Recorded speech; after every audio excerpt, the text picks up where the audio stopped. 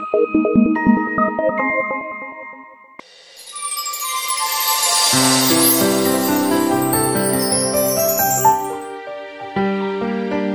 long, long time ago, there lived a rich merchant in Baghdad. He had a son named Sinbad. Sinbad was very cute, and everyone loved him. When he was a young man, his father died. After his father's death, Sinbad inherited all the wealth. He had no idea how to manage this wealth, so he started spending it as he wished. He spent most of his wealth lavishly on food and wine. The elders in his family advised him to spend the money wisely. Oh, Uncle, I am not interested in doing any business. You see, I have a lot of money with me. I would like to enjoy my life. His friends took advantage of him. As days went by, Sinbad's wealth reduced. One fine day, he realized that he had lost all of his wealth. He was worried now. He did not want to live as a poor man. He thought for days on what to do. I have lost all my money. I think it will be better if I start sailing over the Persian Gulf with some merchandise. I think I can make a lot of money by doing business.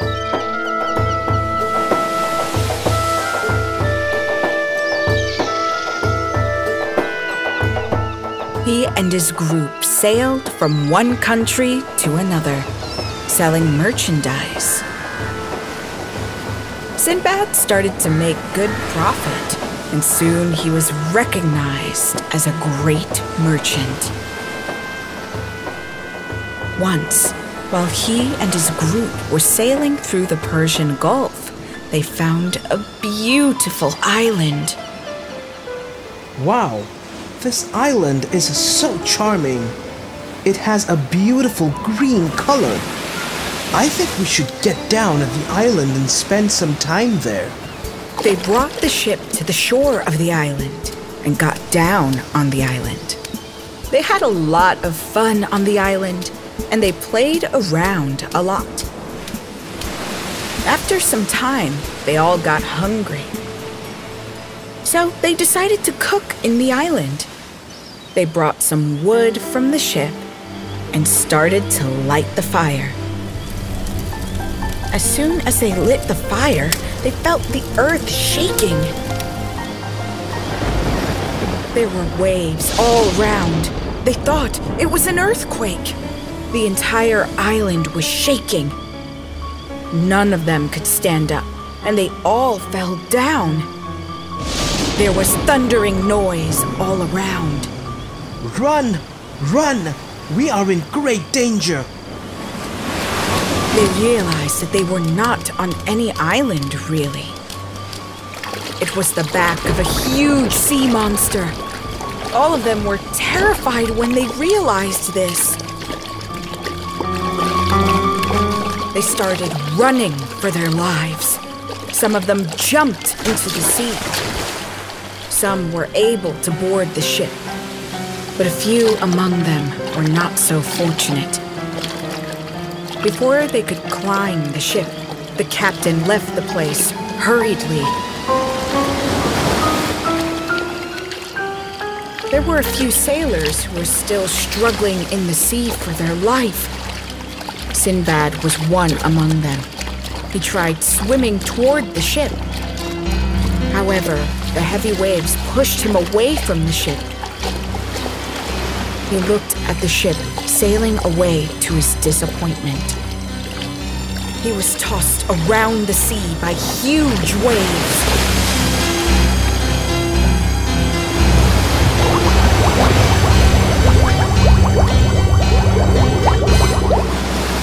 He held on to a piece of wood, and he never lost his hope. He floated in the sea for the whole night. The waves washed him ashore an island. His legs had turned stiff due to the cold sea water. He was unable to walk, so he crawled to the shore. Sinbad was very hungry by now, so he started searching for food. He was so tired and hungry. He had not eaten anything for a long time now. He searched for food in the forest, but he couldn't find any, except for some herbs. Luckily, he found a spring of pure water. He quenched his thirst by drinking the water. Sinbad was really tired by now, so he slept there for some time. After a good sleep, he gained some energy, and he was able to walk now. He slowly started exploring the island. While he was walking, he heard the noise of someone talking. Sinbad was curious. He turned around to see who it was. When he turned back, he found a man standing amidst the bushes. The man slowly walked toward him. You look very weak and hungry. Here, take some of these fruits. Oh, thank you. Thank you so much. Sinbad found the man very friendly, so he took the fruits and ate them. The man then started asking Sinbad about his whereabouts. He told him what happened in detail. After a short walk, they reached in front of a cave. Is this the place where you live? Yes, now come with me. They both entered the cave. There, Sinbad found a lot of men sitting inside the cave. They were all the workers of the king of the island. The men served him food and wine. Sinbad overheard their conversation about their king. He realized that the man who ruled this island was very generous and kind to people. Hey, can you help me to meet your king? Of course, we will take you to our king tomorrow. Sinbad was taken to the king the next morning. His name was Mir Jan. Sinbad introduced himself to the king and told him his story.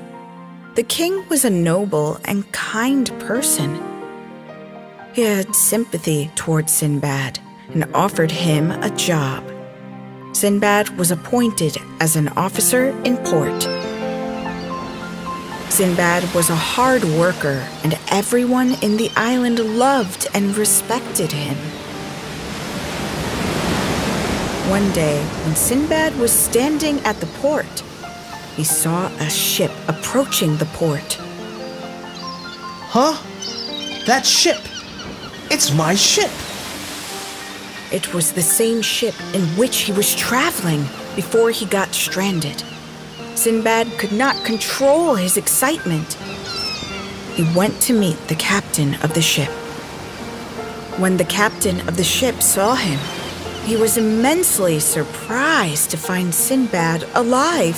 Thank God you are alive, my friend. I'm so sorry for leaving you behind. That's all right, Captain. The crew was happy to find Sinbad as well. The captain then handed over the goods that belonged to Sinbad. Sinbad was so happy to get his goods back. He wanted to inform the same to his beloved king. He chose a few valuable items from his wealth and ran to the king's palace. He presented those to the king. Oh, my lord, please accept these. Please allow me to return to my family. The king agreed and told him that he was happy for him. He gave a lot of gifts to Sinbad as well. He also gave permission to do business in his island until he returned to Baghdad. The ship stayed there for a week. Meanwhile, Sinbad did an excellent business with his goods and made a lot of money. Thank God! I have made enough money to live a happy life with my family. At the time of departure, he went to meet the king again. He thanked the king for his kindness and all the favors he received. When it was time for leaving the island, the king himself bid him farewell. Sinbad returned to Baghdad and lived happily for a long time. There are many more adventures of Sinbad, and I will tell you those later.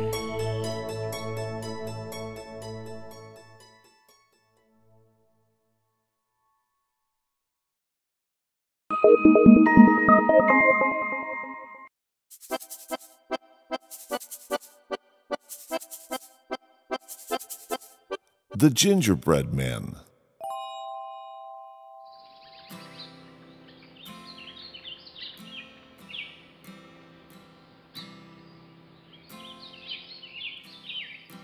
An old lady and an old man lived in a little house by themselves.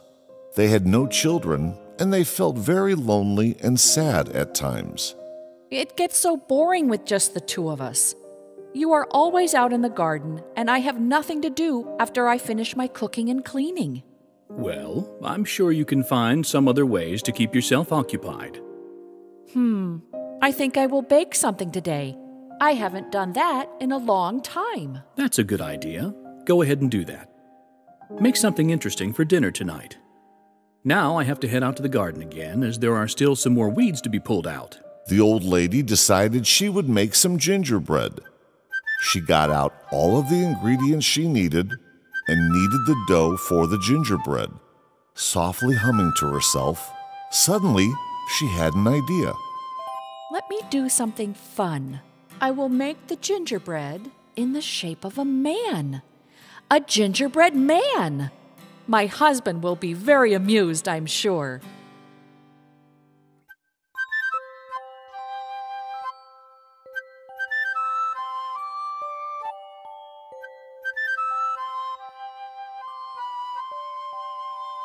So the old lady rolled out the dough and cut it out in the shape of a man. Let me see now. One little ball to be shaped into a mouth, 2 little chocolate chips for eyes, and these pretty red cherries for buttons. Oh, that's one handsome gingerbread man. I'm sure he'll taste as good as he looks. Now into the oven. The old lady went and sat on her rocking chair, knitting away while waiting for the gingerbread man to bake.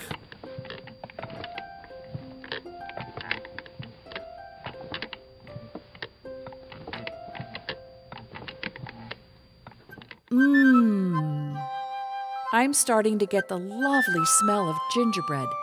Must be done by now. Let me go and check. The old lady put on her oven gloves and went to open the oven door.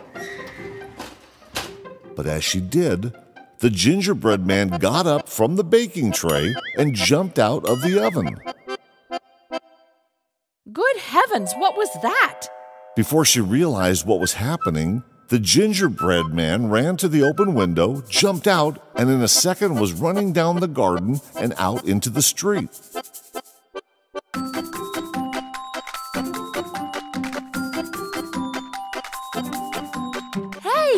Hey, where do you think you're going?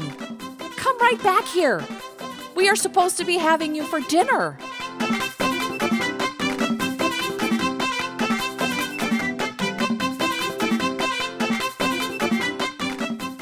Oh, no. I am not your dinner, for you can't lay your hands on me. Run as fast as you can. You can't catch me. I'm the gingerbread man.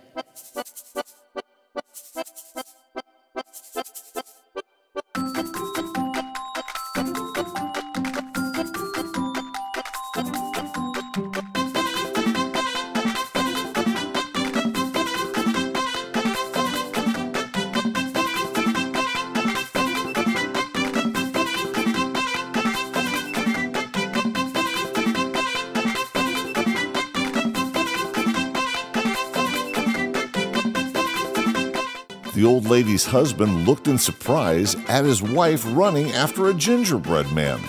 What's happening? Stop staring and run and catch that rogue. I had baked him for our dinner. But how did he run out? I will tell you all that later. Quick, catch him before he vanishes. The old man starts running after the gingerbread man, shouting at him to stop. The old lady cannot catch me. Neither can you. Run, run as fast as you can. You can't catch me. I'm the Gingerbread Man.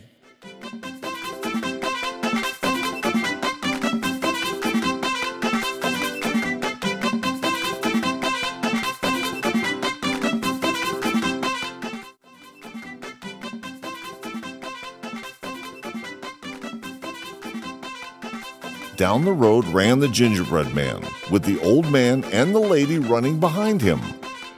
A cow sitting beside the road saw the gingerbread man and said,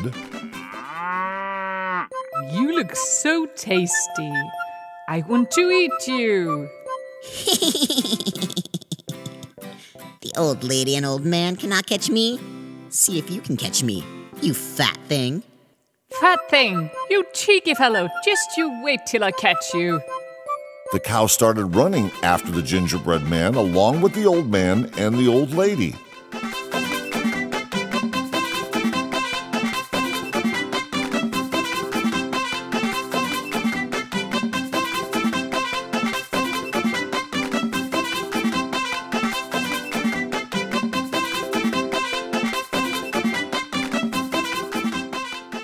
Run, run as fast as you can. You can't catch me, I'm the Gingerbread Man.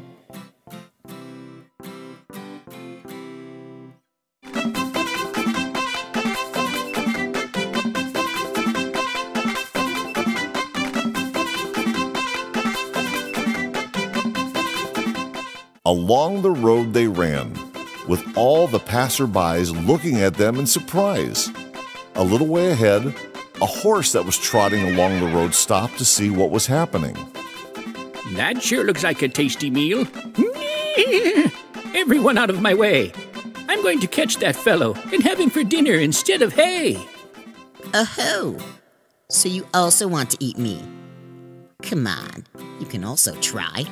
But you will have to start galloping instead of trotting. Believe me, you will be having your hay only for dinner after all.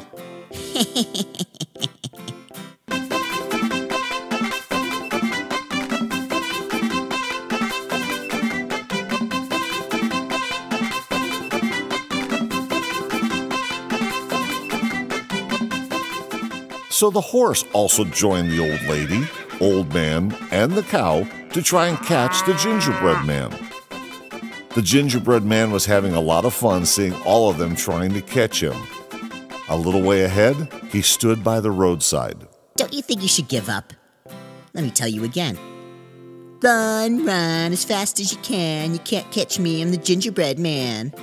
Once again, the gingerbread man started running, looking back at all those chasing him with a big grin on his face. A little way ahead was a big fat pig walking along with its piglets.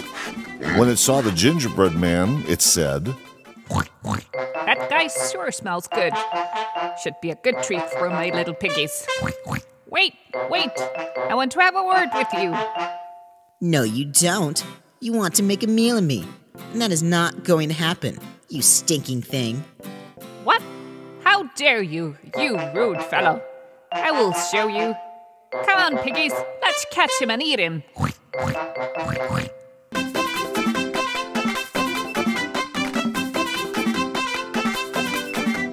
And so the pig and piglets also joined the rest to try and catch the gingerbread man. Up ahead there was a farm, and near the fence was a big brown hen. When she saw the gingerbread man, she said, "You look so yummy. May I have a nibble?" May I have a nibble? No, you may not. But you can always try. Come, join the merry procession. Run, run as fast as you can. You can't catch me, I'm the Gingerbread Man. Oh, what a sight it was. There was the old man and the old lady trundling along, the cow and the pig waddling along, the horse galloping along, and the hen running and flapping her wings with a loud sound. I think I've had enough fun. No way are those slow coaches going to catch up with me, so I'll just look around for some place to rest. Phew, all that running has really tired me out. A little farther away, there was a river flowing gently. The gingerbread man wanted to go across to the other side, but if he fell in the water, he would become all soggy. As he was thinking of what to do, he heard a voice. Want me to take you across? The gingerbread man looked around and saw a fox sitting against a rock. You think I'm a fool? You also want to eat me like the rest of them. Eat you? A measly-looking fellow like you? You are not even enough as a starter. Forget a whole meal. The fox was a very, very wily fellow. He knew the gingerbread man could run very fast, and he was too lazy to run after him. Then why would you want to be so good to me? I am not being good to you. I was going to cross the river anyway, so I thought you could hop on my back and I would take you across. Decide fast. I don't have the whole day. Okay. What would you want in exchange? I'll tell you that when we cross over. Come on my back.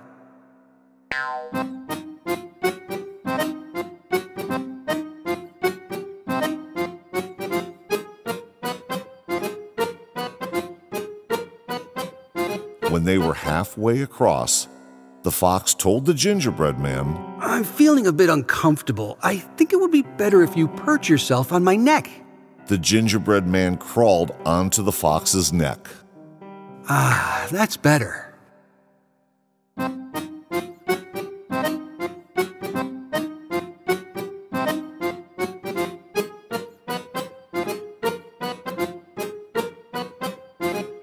After a while, the fox started moving its neck and told him, Ooh, my neck has started paining.